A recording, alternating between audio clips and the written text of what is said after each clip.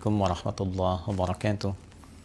Alhamdulillah wassalatu wassalamu ala Rasulillah nabiyyina wa sayyidina Muhammad ibn Abdullah wa ala alihi wa sahbihi ajma'in wa man walah wa ba'd. Saudara-saudariku, semoga video ini menemui kita semua dalam keadaan sehat dan dimuliakan oleh Allah Subhanahu wa taala. Alhamdulillah kita masih diberikan kesempatan untuk berkehidupan saat sebagian hamba Allah, saudara-saudari kita boleh jadi telah berpulang mendahului kita.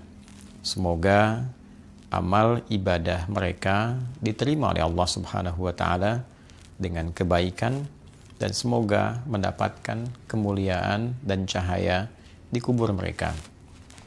Maka dari itu, bagi kita yang masih berkehidupan sampai detik ini, kiranya menjadi penting untuk berusaha meneladani setiap kebaikan hamba-hamba Allah yang telah kembali kepada Allah Subhanahu wa taala. Sekaligus kita juga mencoba untuk mengoreksi diri dari berbagai kekurangan yang mungkin pernah dikerjakan selama berkehidupan. Alhamdulillah, di antara sekian yang hidup, kita masih diberikan kesempatan untuk beriman pada Allah Subhanahu wa taala. Iman adalah sesuatu yang sangat istimewa, sangat mahal. Ia tidak bisa dinilai dengan apapun, terlebih dengan materi dunia.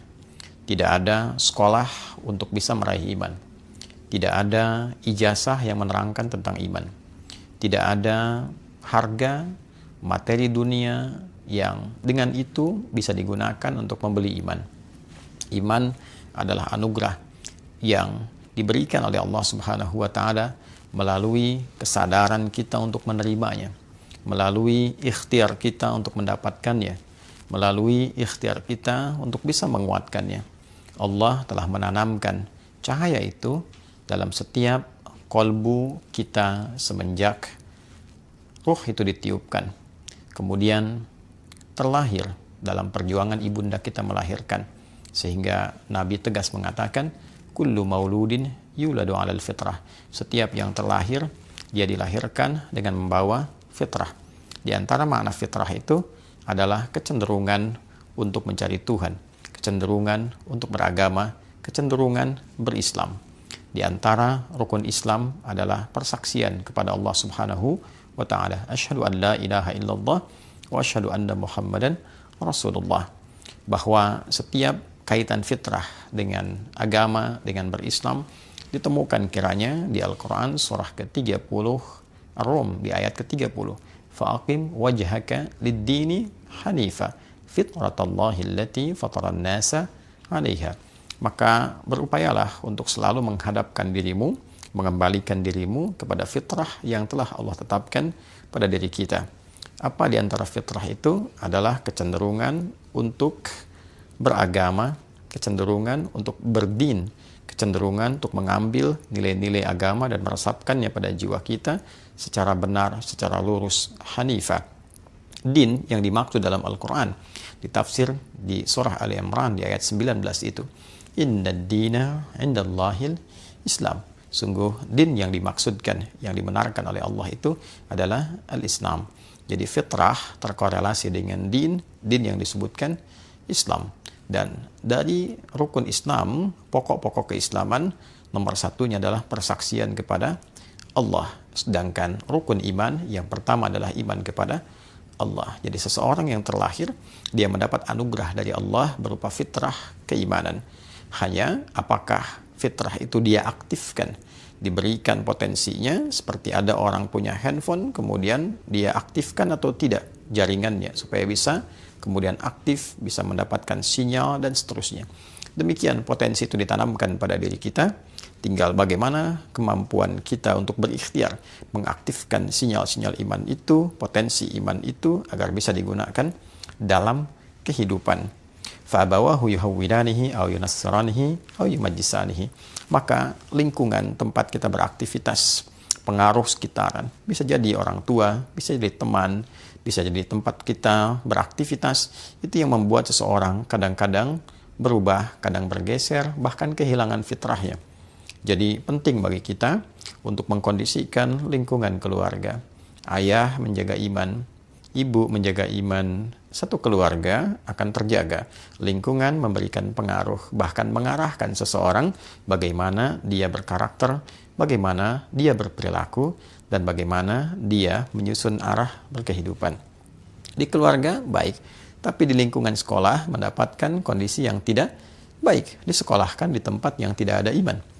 Mendapatkan guru yang tidak beriman. Mendapatkan pengajar yang tidak beriman. Maka boleh jadi imannya bisa terkikis atau ia berpotensi kehilangan cahaya imannya.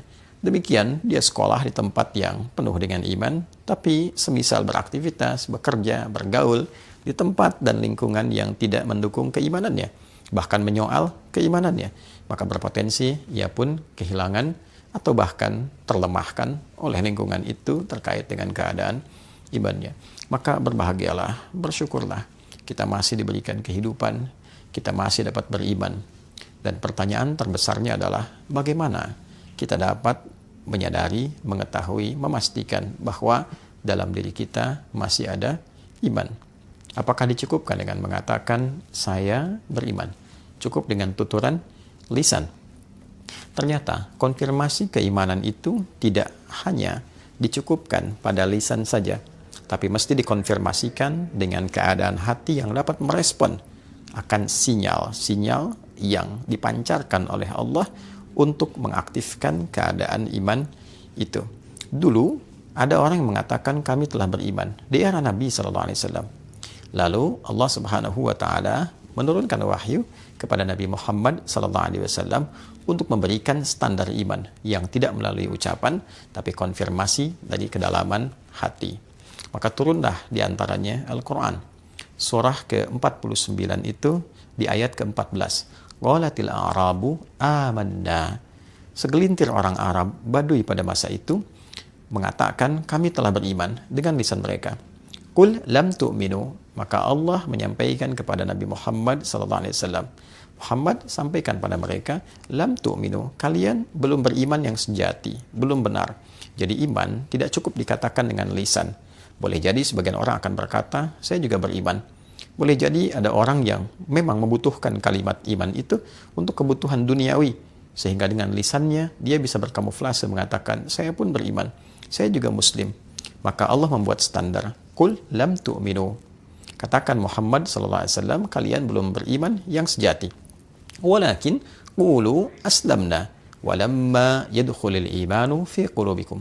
Tapi cukup katakan, saya baru mendeklarasikan sebagai muslim. Saya pun Islam. Tapi untuk memastikan keislaman Anda benar itu, cek dalam qalbumu. Kalau hanya di lisan, belum masuk ke dalam hatinya, maka belum masuk standar beriman yang sejati. Baru klaim dasar keislaman saja. Bagaimana mengkonfirmasi bahwa iman itu sudah masuk ke dalam hati? Maka turunlah kemudian Al-Quran, surah ke-8, Al-Anfal.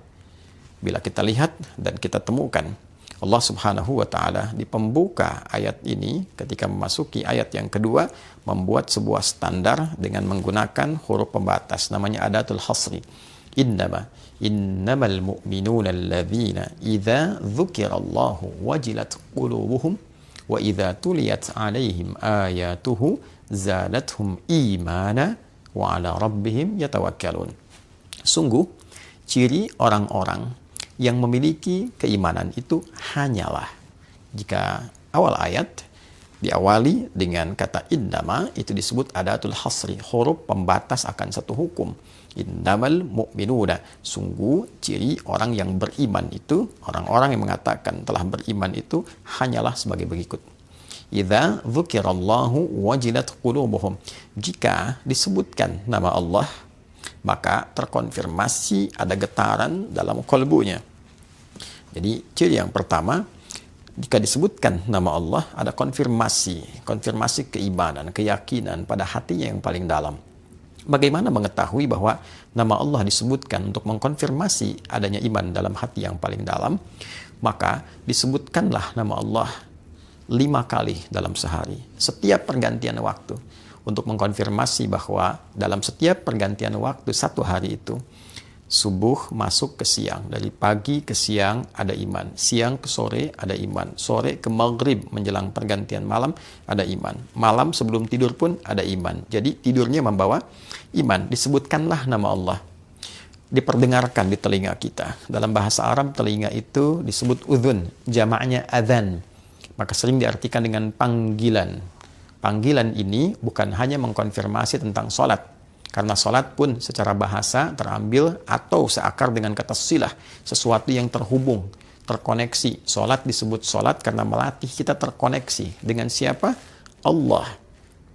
Baik, karena itu sering juga diartikan secara bahasa dengan doa. Kenapa doa disebut doa? Karena ketika dibacakan, mengkoneksikan pemohonnya, pendoanya kepada Rabbul Alamin, pada Allah Subhanahu wa Ta'ala. Maka ketika dipanggil, diperdengarkan di telinga itu, kalimat pertama yang disebutkan adalah nama Allah. Allahu Akbar, Allahu Akbar. Diperdengarkan di telinga. Panggilannya disebut adzan. Baik, dalam adzan, lafaz pertamanya adalah nama Allah. Allahu Akbar, Allahu Akbar.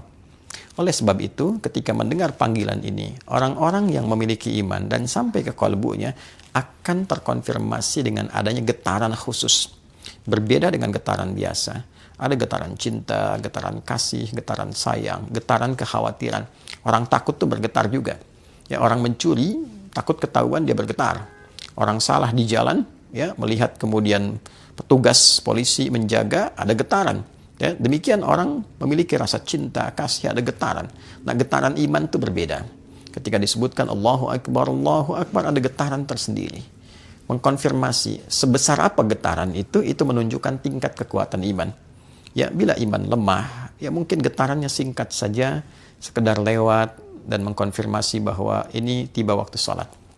Jika getarannya menengah, dia semakin menguat, panggilan Allah telah tiba.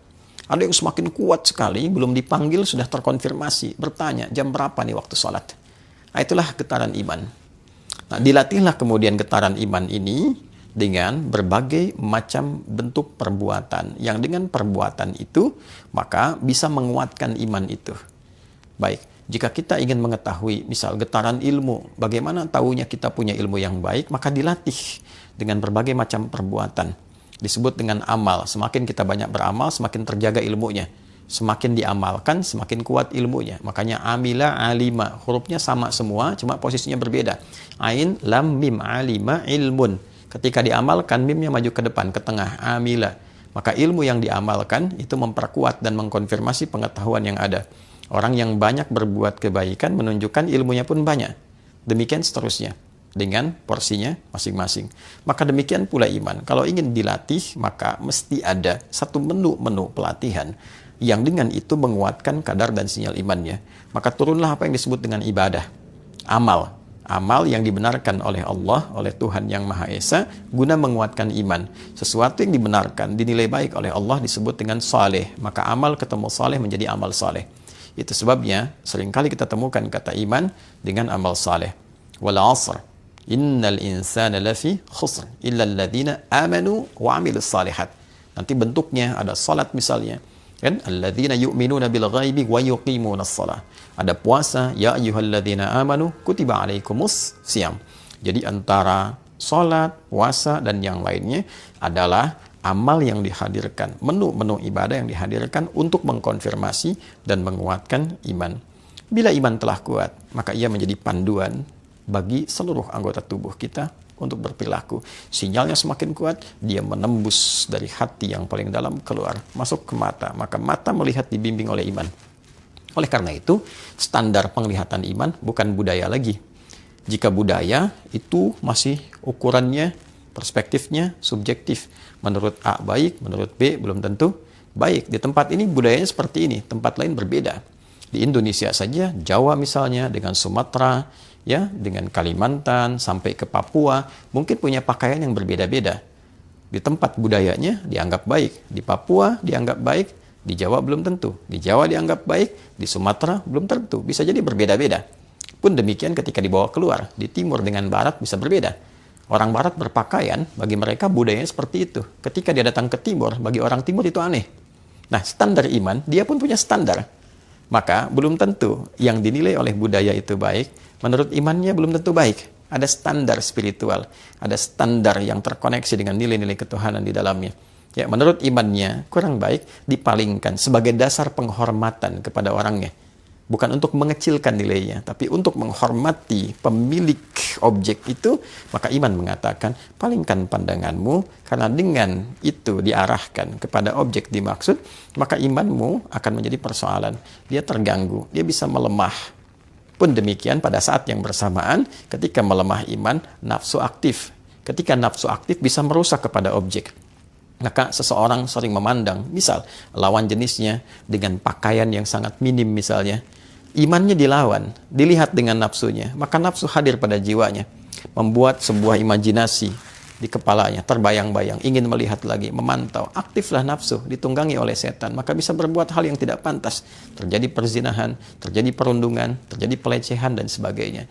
Nah, ketika iman memandu untuk memalingkan, ini berarti menjaga kehormatan pemiliknya, sekaligus menghormati objek yang dipandangnya, agar selalu keadaan dirinya terjaga pada kemuliaan. Itulah indahnya iman. Dari mata turun ke lisan, berbicara dengan iman, mendengar dengan iman, melangkah menggunakan iman, dan sepenuhnya kita beraktivitas dengan iman, dan dengan itulah kita pulang kepada Allah, dikonfirmasi keimanan dengan kalimat La ilaha illallah. Rukun Islam yang pertama, konfirmasi iman kepada Allah sebagai iman yang pertama, dan seperti dibuka dengan iman, ditutup dengan iman, kembali kepada Allah dengan iman, diberikan surga pun dengan iman. Wa basyiril ladzina amanu iman wa amilus salihati amal saleh anna lahum jannatin tajri min tahtihal anhar. Dengan iman dan amal saleh itulah bekal utama agar kita dapat meraih surga yang kita dambakan dengan segala keindahan yang terdapat di dalamnya. Bersyukurlah kita masih diberikan iman. Mari berdoa. Yang belum beriman, semoga Allah berikan hidayah keimanan pada dirinya. Semoga menjadi saudara-saudari kita dalam kebaikan. Dan semoga hidup kita lebih baik dan wafat dalam keadaan husnul khatimah. Adi Hidayat, mohon maaf. Assalamualaikum warahmatullahi wabarakatuh.